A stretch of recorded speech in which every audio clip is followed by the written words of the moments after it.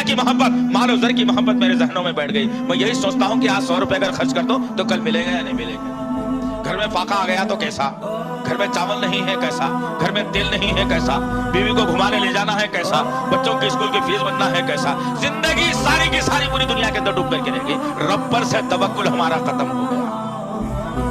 وہ لوگ کیسے تھے جن کے سامنے اسلام کی سربلندی تھی؟ تبوک کا موقع آ گیا، خرچ کرنے کی باری آئی اسلام کو دینے کی. دنیا کی محبت ان کے پاس نہیں تھی. حضرت سعید بن زید رضی اللہ تعالی عنہ مدینے کی سرزمین پر ہے، کوئی جاننے پہچاننے والا نہیں، خلاش کی زندگی، غربت کی مفلسی کی زندگی. اصحاب صفہ میں شمار، کوئی بھیج دیا تو کھا لیا نہیں تو نہیں کھایا.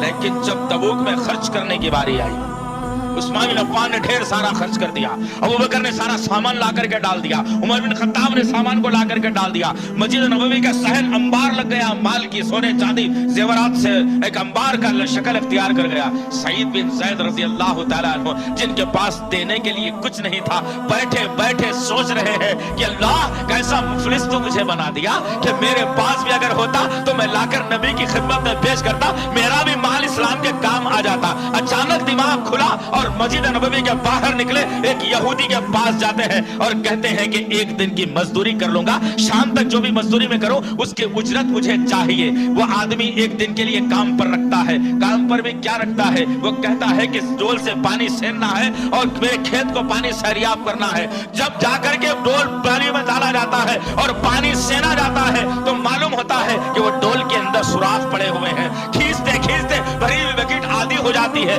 صبح سے شام تک سعید بن زید رضی اللہ تعالیٰ عنہ ڈول کھینچ رہے ہیں اور پانی ڈال رہے ہیں. بھوکا پیاسا اللہ کا بندہ دھوپ میں کھڑا ہوا، اسلام کی سربلندی کے لیے نبی سے محبت کرتا ہوا، دنیا کو خاک میں ملاتا ہوا کھڑا ہو گیا اور پانی سین رہا ہے. ہاتھوں سے خون رسنا شروع ہوا، انگلیاں زخمی ہوتی چلی گئی، رسی کو خون لگنا شروع ہوا، درد کو بھولتا چلا گیا. کھینچتے کھینچتے آخری ڈول ڈال دیا. سورج غروب ہوا، مالک کے پاس آ کر کھڑا ہوا اور کہتا ہے کہ صبح سے محنت کی ہے، میری اجرت مجھے چاہیے دو، مجھے جلدی نبی کے پاس پہنچنا ہے. وہ یہودی دشمنی میں آتا ہے اور کہتا ہے کہ تیری اجرت چند کھجوروں کے سوا کچھ نہیں ہو سکتی. سعید بن زید زخمی انگلیوں کو پھیلا دیتے ہیں اور پھر اس کے اندر وہ یہودی کھجوروں کو رکھ دیتا ہے. لڑکھڑاتے ہوئے قدموں سے زخمی انگلیوں کو لیا ہوا اللہ کا ایک نیک بندہ نبی کی خدمت میں حاضر ہوتا ہے اور کہتا ہے یا رسول اللہ کچھ تو نہیں، کچھ نہیں یا رسول اللہ، یہ لایا ہوں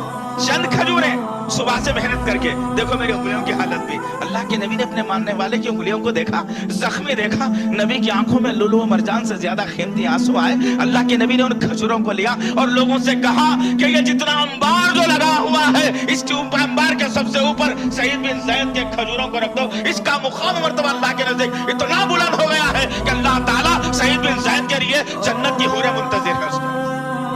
یہ کب ہوگا دوست؟ دنیا کی محبت اتنی کہ مت کے انسان نکالنے پر تلا ہوا ہے. اگر 10 کی ڈالتے اگر 100 روپے اگر جھولے میں پڑ جائیں گے تو آدمی آدھے گھنٹے تک متلی کرتا رہے گا کہ ہائے یہ کیا معاملہ ہو گیا کہ 10 ڈال رہا تھا 100 چلے گئے. استغفر اللہ ربی. یہ دونوں چیزیں آج مسلمانوں کو لے کر کے ڈوب رہی ہیں. موت کا خوف ختم کر دیا مسلمانوں نے. ڈرنا ہے ضرور، موت سے ڈرنا ضرور ہے.